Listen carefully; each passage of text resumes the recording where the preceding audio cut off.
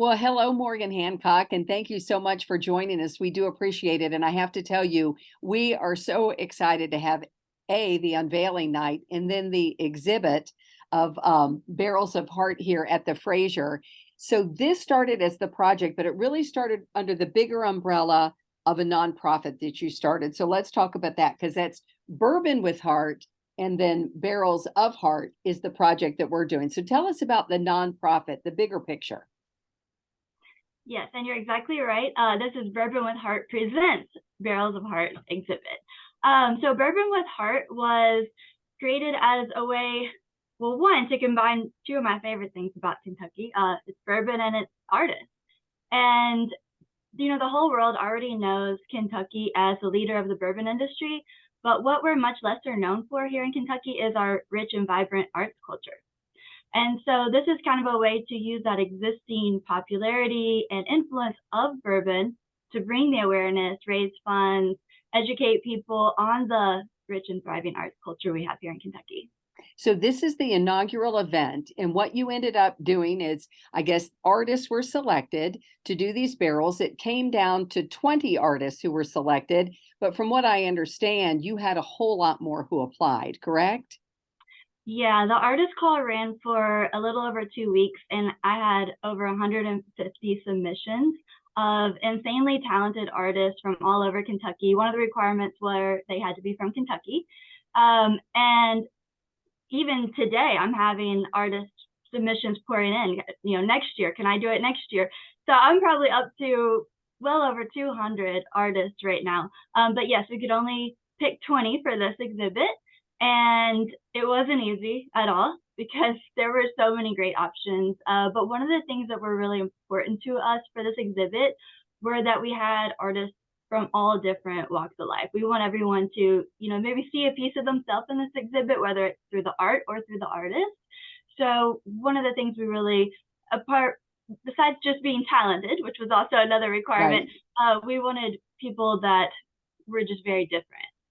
So when I looked at these barrels, so were they given any guidelines at all, or was it let your imagination run wild? What stipulations did you give them? And then we'll talk about just a couple of the barrels that we've seen. Well, that's a good question. So as you said, was our inaugural event, and it's also a fundraiser for local nonprofits, which meant we had to get funds. So I knew that in order to do that, we were going to have sponsors. So the barrels are sponsored, and that's where the funds are coming from. However, we told the sponsors, these are not billboards, these are works of art. So your logos, your business will not be on the barrels. And it was a risky move a bit, to say, right, it's the first event and we're not going to put your logos on this here. isn't about you. Yeah, yes. But surprisingly, everyone understood that and they loved it and they supported the artist. So to answer your question, the artist had free reign, apart from, don't make it overly offensive or political or religious, but beyond that, they had no guidelines, and that was intentional. So I've been just as surprised as everyone else when I go to pick them up.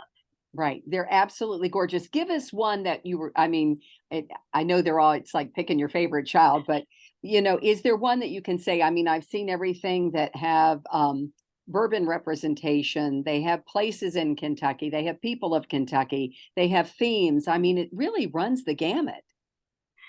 It does. And you definitely hit the nail on the head. I feel like I keep saying I've adopted 20 new children. So picking a favorite is really impossible. And every time I think I have a favorite, I go to get the next one and I have a new favorite. But some of them that have really surprised me or I wasn't expecting. For example, we have Daryl Tucker, who's a finger painter. So he finger painted the entire barrel. And then we have, you guys have not seen this one yet, and I can't wait to show you. You're not going to want to give it up. But we had one artist who, around the barrel, told the entire history, going back to the Santa Maria, all the way back to the history of Louisville. Wow.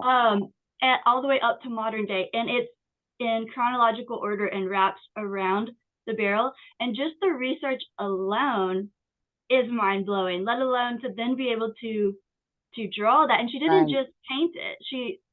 The older history she burned in. It's called pyrography. Burned it, and then it got more colorful and painted as it goes. And I mean, I probably stared at that barrel looking at it for 2 hours when I picked it up, just Well, amazed. beautiful and learning, right? I mean, they're inspirational and all of that. So you're saying we're not going to want to give it up. So I've already seen people online going, can we buy these? I mean, that's a question that's already being asked. What is the answer? Well, the sponsors will own them at the end of the exhibit, and we sold out. In fact, I had to turn away multiple large companies, which is painful to do, but it's a good problem to have. So these are spoken for. Okay. However, if you come to the opening night where you get to meet the artists, you could commission them. Commission your own. I was going to say, so that's perfect. So with the sponsorship, the artist gets the winning artist. I guess people are going to vote on it. Then the artist, then I guess the winning artist gets paid a certain sum, and then certain nonprofits benefit from this project as well, right? Yeah, so we actually did pay each artist Each a artist. Okay. commission. Yes, already. A small commission. Most of them would have probably done it with no commission, but we appreciate them Their sharing their work. talent. So we wanted to give them something. So we did pay each artist a small commission, and then the public will vote on their favorite barrel. It'll just be an online vote during the exhibit, and the winning artist will get an additional cash prize plus a donation to the nonprofit of their choice. And then the remaining proceeds will be given to 3 other local nonprofits. And just go ahead and quickly name those 3 nonprofits that are benefiting from this wonderful project. Sure. So Blanket Louisville, that's blankets for the homeless. And I Would Rather Be Reading. That is a trauma-informed literacy program. And Dream Center Academy, which is building a large private school in West Louisville. The tuition will be free to the students, but it will be a private school in West Louisville. And actually, I guess there's 4 because we're also raffling 1 barrel off, and those proceeds will go to Down Syndrome Louisville. Wonderful. So I mean, it's like win-win with everybody.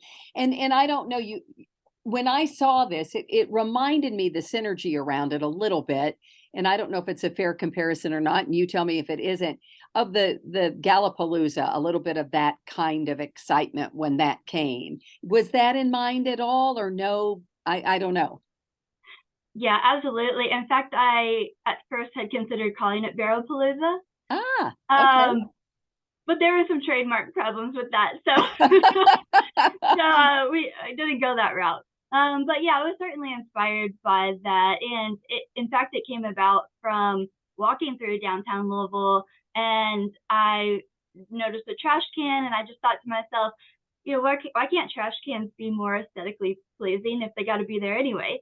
And then I thought, well, what would be more Kentucky than making that a bourbon barrel? A painted bourbon barrel. And I quickly Googled, I realized we had not done that in Louisville. And that blew my mind. And so as soon as I realized that, I thought, we've got to do this. Now, since then, I've learned logistically, we can't really replace the trash cans with bourbon barrels the way that the machines work, Right. the trucks pick them up. But that was certainly the initial vision and still is to have these blanketing Whiskey Row and the streets of Louisville, similar to Gallapalooza. I hope we do get to see them because the ones that I've seen are just breathtaking, and it would be a shame if they weren't on public display for everyone to enjoy for sure. Tell us a little bit about the unveiling party that's going to be happening here at the Fraser. I think we're selling like 200 tickets, and that's a night that people get to come in, get a preview, and most importantly, right, meet all of the artists. Yes, so that will be technically the opening day, February 1st, and 6 to 8 p.m. And all the artists will be there, so you'll get to meet them, see their barrels, learn about their inspiration. Sponsors will be there, and we just posted the ticket link yesterday. And in fact, the very first RSVP that we had is Ed Hamilton and his wife. So I thought when I go, oh, okay, this is going to be good. So I'm super he's honored. on one of the barrels, right? Yes, yes. And so he actually wrote asking, how do I get the barrel? And I had to painfully tell him, you can't. Well, and that is when I said I was on social media, he's the one I saw was Ed saying, "How do I buy this thing? It looks great." So that's perfect. So this is going to run on the end of January. So check to see if tickets. If you can't get into that though, it's going to be here for 8 weeks, right? The exhibit. Right, yes. And at the rate we're going, the tickets very well may be sold out by the time this is aired. But yes, it'll be running for 8 weeks, so plenty of time to come check them out at Fraser History You know, I Museum. asked you a little bit about your background because I've been seeing so much of this on the news and everywhere. And I said, "Who is this Morgan who gets all this publicity?" And we were laughing before we started recording this. You said it may be that military background of logistics that's kind of helped you move this in such a fantastic way. Yeah, so I was in the Army from 2007 to 11, and people joke because they say, "No way, you don't look like a truck driver," but I was a truck driver in the military, so it was all logistics. And we were talking before we started recording this, and it really just dawned on me recently. Maybe that logistical experience, because we ran a caravan, 80 80 trucks and getting stuff here to there, and maybe it's paid off because this this exhibit seems to be going pretty Oh, smoothly. absolutely. And I just think you hit a nerve with bourbon and arts and nonprofits and all of those things. It's just wonderful synergy to celebrate, the industry and artists without a doubt. So this is the inaugural event. So that means there are more to come that you're going to somehow do all of this. What's next? Can you share any of it? Yes, I can share it. There's so many things coming. The only thing slowing us down is not enough hours in the day. But the next thing that we have is bourbon barrel bow ties. So these are actually bow ties. You may have seen wooden bow ties Mhm. before, but a lot of people haven't even seen those. But they make wooden bow ties. So these are actually made out of bourbon barrel, and I have them. I'm actually picking them up today. It's a group of local veteran woodworkers. They realize that woodworking helps their PTSD, Wow. and they do all their woodworking with bourbon barrels. So they made us for bow ties made out of bourbon barrels. So it's going to run similar to the barrels. We're going to do an artist call. We have 50 of them this time. These bow ties will either be hand painted, carved, or the pyrography I was talking about earlier, Right. burned. And they're going to then actually be put in shadow boxes and on display like an art exhibit through Thunder and Derby at Makes the Galt sense. House. And they'll also be sponsored, or they can be purchased, and those proceeds will again go to local nonprofits. Love it. Well, I tell you, you've really tapped into something. Kudos to you, and thank you for partnering with the Fraser for this exhibit because it's the perfect fit with us being the start of the Kentucky Bourbon Trail, and we can't thank you enough. Well, I can't thank you guys enough because when I approached you, this was just an idea, yeah, and you guys just jumped on board without hesitation. And I don't know if it would have been possible without that support. So thank you so much. Well, it's good to talk to you, and best wishes. Okay.